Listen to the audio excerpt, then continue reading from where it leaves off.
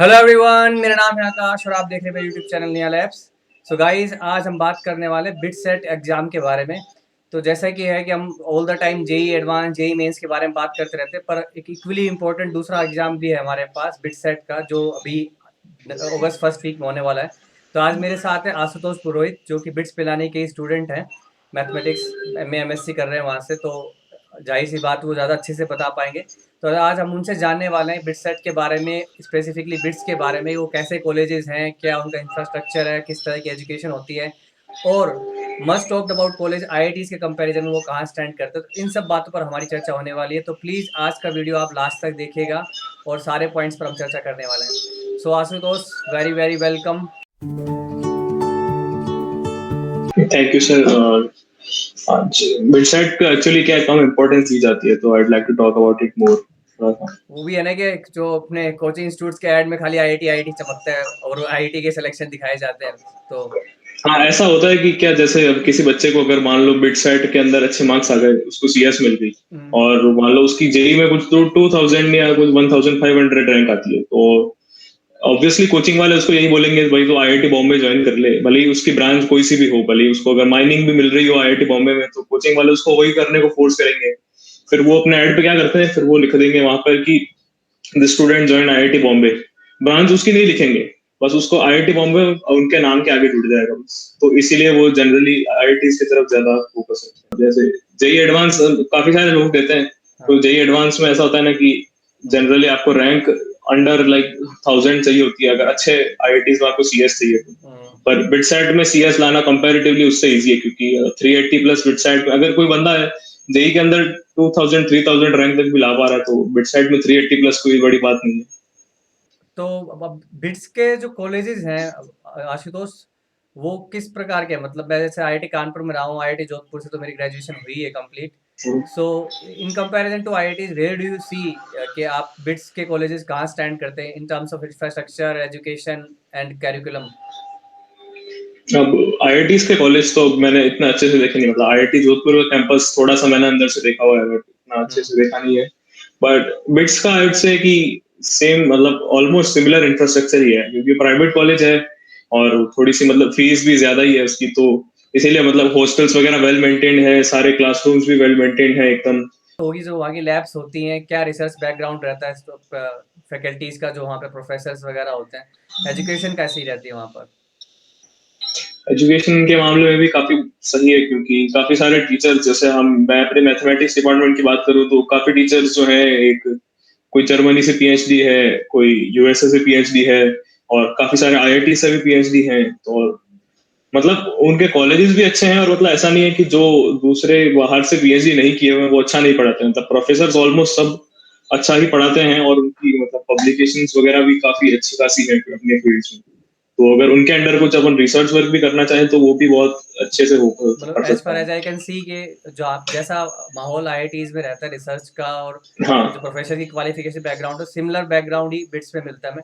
जाहिर सी बात है, बिकॉज बिट्स भी I guess top 10 engineering colleges में काउंट होते हैं इंडिया में, मतलब इन कंपैरिजन टू आईआईटीज के साथ ही उनकी रैंकिंग आती है। Like it has been always under 10 ranking as far as I can remember. So infrastructure wise, education wise, bids are quite competitive. So definitely एक हमारी better choice या फिर एक पैरेलल चॉइस तो बनती ही है कि बिट्स को एक सीरियस कंसिडरेशन दें और उसके जो एग्जाम को सीरियसली फाइट के, बिकॉज ऐसा हम देखा रहे हैं कि हम मोर और लेस जेई के लिए प्रिपेयर करते हैं। कोचिंग्स भी हम जब भी जाते हैं, मैं आईआईटी की तैयारी कर रहा हूँ, आईआईटी जेई की तैयारी कर रहा हूँ, और एट द एंड हम काफ़ी सारे एग्जाम इन पैरेलल भी देते हैं, तो बिट्स भी एक ऑब्वियस चॉइस रहती है। तो मैं आशुतोष आपसे जानना चाहूँगा कि जो जेई मेन के कंपैरिजन में या जेई एडवांस कंपैरिजन में बिट सेट का क्या फॉर्मेट है, क्या डिफिकल्टी लेवल है, और कैसे उसमें ज़्यादा स्कोर कर सकते हैं? तो वो सब बातें आप हमारे व्यूअर्स को जरूर बताएं। तो मैंने एग्जाम 2018 में दिया था, और उस टाइम बिटसेट का लेवल आई से जेई मेंस के बराबर ही था, और उससे थोड़ा सा कम ही था लेवल। बट मेनली वो बिटसेट में ये टेस्ट करते हैं कि आपकी स्पीड कितनी है, क्योंकि आपको शायद आई थिंक 150 क्वेश्चन करने होते हैं 150 मिनट्स में, 150 और 120 ऐसे कुछ है, मतलब बहुत सारे क्वेश्चन है और टाइम आपके पास 3 घंटे का ही है। तो ऐसा है कि बहुत कम टाइम में एक क्वेश्चन को दे पाते हैं, और +3 - 1 की मार्किंग होती है उसमें।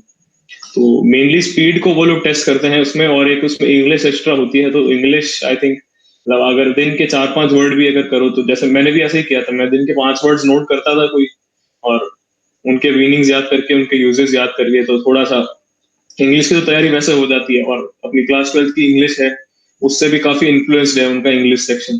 तो उसकी एक ज़रूर अलग से तैयारी करनी पड़ती है। बाकी जेईई मेंस की भी अगर किसी ने तैयारी अच्छे से की हुई है, तो कोई डिफिकल्टी बिटसाइड में मेरे हिसाब से तो नहीं आनी चाहिए। स्पीड का उनको पेपर देना पड़ेगा, नो डाउट, बट अलग से थ्योरी उनको कुछ नहीं पढ़नी पड़ेगी। तो आप जो कहना चाह रहे हैं कि बेसिकली जो एक अलग से इंग्लिश और मेंटल एबिलिटी का जो पार्ट आता है, तो उसको थोड़ा सा वो प्रैक्टिस में ले लें। और जहाँ तक इंग्लिश की हाँ, बात हो, 11th-12th की जो हमारी रेगुलर इंग्लिश है, वो उनकी बुक्स को अच्छे से पढ़ लेंगे, उन्हीं के वर्ड्स को थोड़ा वैकैब को और स्ट्रॉन्ग कर लेंगे, तो that will be sufficient. And the more important thing is speed, कि भाई स्पीड ज़्यादा से ज़्यादा रखें। मतलब उसमें बेसिकली क्वेश्चंस में लाइक स्पीड के हिसाब से किस तरह के स्टूडेंट्स इंप्रूव कर सकते हैं, जैसे आप कह रहे हो 150 क्वेश्चन इन 150 मिनट, और मैंने ऐसा सुना है कि कुछ बोनस क्वेश्चंस भी मिलते हैं, तो वो क्या चीज़ है बिट सेट के एग्जाम के बारे में? तो उसमें ऐसा सीन है कि बोनस क्वेश्चंस में अगर आपने पूरे total number of questions complete कर लिए, हम्म। और ऐसा नहीं सारे करेक्ट ही होने चाहिए, बट सर आपने कंप्लीट कर लिया और आपके पास 3 घंटे के बाद में भी टाइम बचा है, तो आई थिंक 12 बोनस क्वेश्चंस उसके बाद में भी मिलते हैं। तो 450 मार्क्स का होता है, तो हाँ 150 क्वेश्चंस होते हैं, हम्म। और 450 के बाद में भी आपको 12 बोनस क्वेश्चंस मिलते हैं, और अगर आपके पास टाइम बचा है तो आप बोनस क्वेश्चन सॉल्व करके एक्स्ट्रा मार्क्स भी ला सकते हैं। तो मतलब मेरे पर ऐसा मार्क्स है में। कि बोनस सेक्शन शुरू करने के बाद में आप पिछला सेक्शन में नहीं जा सकते। तो हम्म। आपको श्योर होना पड़ेगा कि 150 क्वेश्चंस जो अटेम्प्ट किए हैं वो सारे सही हैं। उसके बाद में बोनस क्वेश्चंस आपको मिल सकते हैं अगर टाइम बचता है तो। मतलब सही इन द सेंस कि मेरी तरफ से सही है, कि मैं आई एम श्योर कि मैं उनको रिवाइज नहीं करना चाहता हूँ हाँ, आंसर्स को, मतलब एक बार बोनस के लिए मैंने अगर चॉइस रख लिया, तो फिर वो मेरे लास्ट आंसर सारे लॉक हो जाएंगे। हाँ, वो लॉक हो जाएंगे, पर जैसे मान लो मैंने बोनस क्वेश्चंस लिए, तो मेरी जो मार्क्स आएंगे वो बेस्ट ऑफ द 150 कंसिडर किए जाएंगे, या फिर टोटल क्वेश्चन जब अटेम्प्ट करता हूँ उसमें से कंसिडर किए जाएंगे? टोटल क्वेश्चंस में दिखेंगे। फिर बोनस क्वेश्चंस का पॉइंट वही है कि आपको थोड़ा-सा एक एडवांटेज मिल जाता है उसमें। स्कोर को और बूस्ट करने का, मतलब बिट्स में ओवरऑल हाँ, स्कोर देखा जाएगा आपका, कि आपने कितना स्कोर किया। इट डजंट मैटर कि आपने आउट ऑफ 450 किया है कि out of bonus plus questions में किया है। हाँ, 450 से मार्क्स मिलेंगे आपको, और जनरली 430 या 440 के ऊपर आई डोंट थिंक कोई लाइक लेके आया होगा। मतलब एग्जैक्ट डेटा मेरे पास में नहीं है, बट आई थिंक वही। परफेक्ट स्कोर आई थिंक किसी का आया नहीं अभी तक। बट 400 के आसपास अगर 380 प्लस भी अगर किसी के आ जाते हैं, तो यू कैन एक्सपेक्ट कि सीएससी में एडमिशन मिल जाए। बिट्स पिलानी में सीएससी में एडमिशन मिल सकता है 380 प्लस पे। हाँ, पिलानी कैंपस में, और 300 plus is a like safe score. तो 300 प्लस में आपको पिलानी मिल जाएगा, और मतलब सिविल, केमिकल, और आई थिंक मैथमेटिक्स, या फिर ये जा रहे जो एमएससी के कोर्सेज है ये भी मिल जाएंगे। तो हम्म। और in comparison 300 plus is a safe score. Bits Pilani, ये जो बिट्स गोवा के और जो हैदराबाद के जो कैंपस रिसेंटली इंट्रोड्यूस किए गए हैं, उनका क्या सीन है? मतलब in comparison to BITS Pilani, where do you see them? I think infrastructure में थोड़ा सा मतलब ऊपर नीचे तो होगा ही, मतलब क्योंकि अगर नए कॉलेजेस हैं तो पुराने के कंपैरिजन में कहीं पे तो होगा। पर अभी जैसे बिट्स गोवा से भी काफी सारे लोग जो है जी सॉक में सिलेक्ट हुए हैं। आई मीन पिलानी कैंपस से भी ज्यादा लोगों ने जी सॉक क्रैक किया है। तो मतलब इतना ज्यादा कोई डिफरेंस नहीं है दोनों कॉलेजेस में। थोड़ा बहुत तो डिफरेंस होगा, ये तो मैं मानता हूँ, बट इतना ज्यादा कोई डिफरेंस नहीं है तीनों कैंपस में। बट हम्म। और ऐसा सुनने में आता रहता है कि मतलब कंपनीज जनरली प्रेफर पिलानी। तो अब इसमें कितनी सच्चाई है ये तो मैं बता नहीं सकता, बट वो पिलानी का जनरली अपना एक लीनिएज है, मतलब लाइक वो हाँ, old is gold kind of thing. हाँ, थोड़ा सा मतलब कंपनीज का रहता है, ऐसा कहते हैं लोग।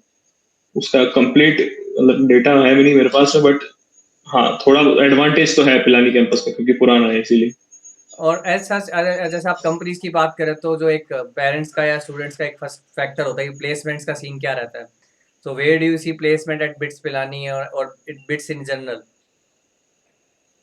प्लेसमेंट्स भी काफी अच्छे चलते हैं। मतलब अगर आपकी सीजीपीए 7+ है कॉलेज के, और आपके पास सफिशिएंट अमाउंट ऑफ स्किल्स हैं, जैसे कि मतलब अच्छा खासा आपने कुछ आईटी वगैरह कर रखा है, अगर आपको आईटी फील्ड में जाना है, तो मतलब कोडिंग आपने आज कर रखी है, कम्पिटिटिव कोडिंग वगैरह, तो आईटी फील्ड में जॉब्स मिल सकते हैं। और कंसल्टिंग के लिए वो केस स्टडीज वगैरह हमको करनी होती है, हम्म। उसके लिए भी 180 डिग्री से 180 डीसी करके क्लब है कॉलेज में, तो वो भी है।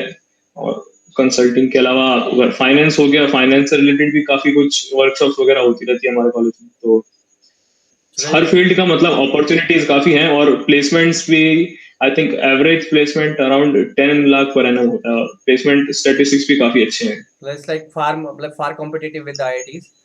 लिटरली कॉम्पिटिटिव है उनके हम्म। साथ में। और जहाँ तक जैसे क्लब स्ट्रक्चर्स वगैरह भी वहाँ पे काफ़ी एक्टिव है, जस्ट लाइक इन आईआईटीज। जैसे कि आईआईटीज में अलग अलग चीज़ों के क्लब होते हैं, robotics club, electronics club, dance club, cultural में बहुत सारे क्लब होते हैं। तो सिमिलर लाइक स्टूडेंट जिम खाना एक्टिविटीज भी जनरली से, तो उस तरह का स्ट्रक्चर बिट्स में भी है। जिम खाना में क्या होता है ये मुझे पता नहीं। स्टूडेंट जिम खाना जैसे एक वहाँ पे जनरल सेक्रेटरी होता है और बहुत सारे हम्म। क्लब्स के ऊपर एक स्टूडेंट बॉडी वर्क करती है, जो like beside college student curriculum. Union है। या क्या कहते हैं आपके वहाँ पे वो?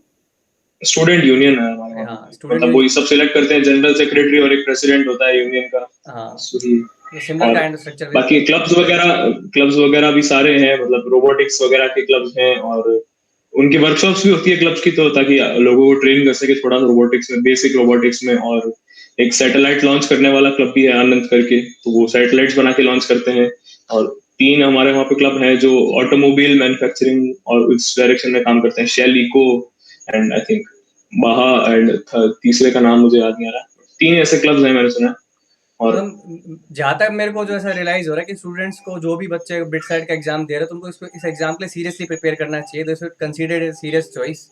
और अभी जैसे कि एनवायरनमेंट बना हुआ है कि एडमिशन्स को लेके काफ़ी लाइक फ्लक्चुएशंस है कि आईआईटीज में एडमिशन कब होंगे कब नहीं होंगे, तो पेरेंट्स दे ना लाइक उनके पास एक इन हैंड चॉइस उनको चाहिए। तो बिट सेट अभी जस्ट नेक्स्ट वीक में हो रहा है, तो आई सी मतलब आई कैन सी कि पर उसमें काफ़ी पोटेंशियल दिखता है कि स्टूडेंट उसको सीरियसली उस चॉइस को तो एक्सरसाइज करें और एग्ज़ाम की अच्छे से प्रिपेयर करें।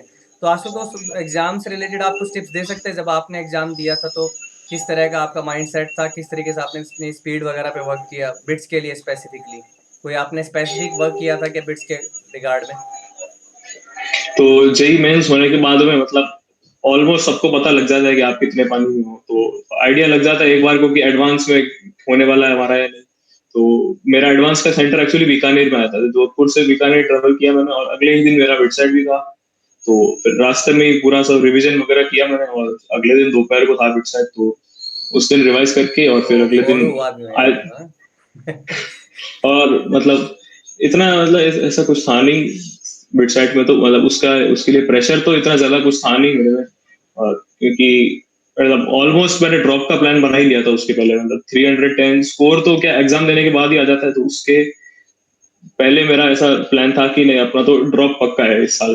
तो प्रेशर मेरे दिमाग में इतना मैं लेके गया भी नहीं था, ना एडवांस में और ना बिटसेट में। बट बिटसेट की तैयारी as far as it is concerned, तो एमबाइप के ऊपर मैंने टेस्ट दिए थे, और अच्छा, उसमें आई थिंक 260 250 के अराउंड स्कोर्स आते थे मेरे। अच्छा, और एक्चुअल एग्जाम में डिफर करता है स्कोर, जनरली लोग कहते हैं कि टेस्ट सीरीज में जो आपका स्कोर आ रहा है उससे थोड़ा सा ज्यादा ही आएगा आपका एक्चुअल एग्जाम में। तो अच्छा, इसलिए एमबाइप पे मैंने काफी सारे, शायद 5 या 6 टेस्ट दिए थे 3 घंटे के फुल।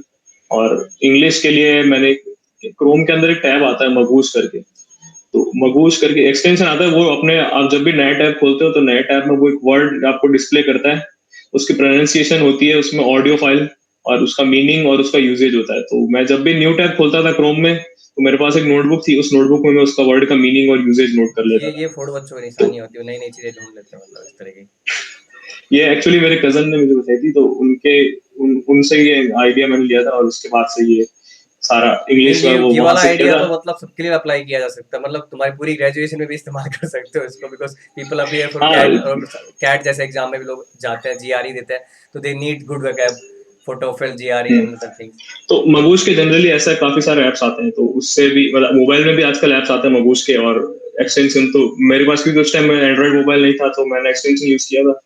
और बाकी मेंटल एबिलिटी तो, क्योंकि इतने सारे ओलंपियाड्स दिए थे, तो उसमें मेंटल एबिलिटी आती है, तो उसमें तो मतलब हाथ थोड़ा पक्का था, तो उसमें इतनी ज्यादा प्रैक्टिस की जरूरत पड़ी नहीं, पेपर्स के साथ में ही वो भी हो गया। और फिजिक्स केमिस्ट्री मैथ्स तो 2 साल कोचिंग सब करते ही है जेई की, हुँ। तो वो फिजिक्स केमिस्ट्री मैथ्स का लेवल मोर और लेस वही रहता है। हाँ, तो जहाँ तक मैं समझ रहा हूँ कि लेवल तो ऑलमोस्ट सिमिलर सा ही रहेगा, इफ अगर आपने एनसीईआरटी हाँ। कॉन्सेप्ट को भी अच्छे से किया हुआ है, और साथ में बिट सेट के आई गेस के 7-10 क्वेश्चन पेपर्स बच्चे लगा सकते हैं कि अभी फर्स्ट वीक ऑफ अगस्त में तो they still have like bracket of 1 week और समथिंग। तो एक वीक में वो ज़्यादा से ज़्यादा पेपर प्रैक्टिस करके एनालाइज कर लें किसी भी प्लेटफॉर्म पर। आजकल बहुत सारे ऑनलाइन प्लेटफॉर्म आ गए हैं, लाइक आई गेस कि गो प्रैप, जैसे आप एक इम्बाइब भी बता रहे हो, तो किसी भी प्लेटफॉर्म हम्म। पर आपको सिमुलेशन मिल जाएगा। बिट सेट के ऑनलाइन पेपर्स का, तो वहाँ पर आप जम के प्रैक्टिस कर सकते हैं। और in any case you need any advice, BITSAT related advice, Ashutosh हैं, और Ashutosh will definitely arrange some other help for us, so you can always reach out to us. Okay, so I hope ये session आपके लिए बहुत helpful रहा होगा। If you have any other query you can always WhatsApp. Thank you very much, thank you Ashutosh. Thank you sir.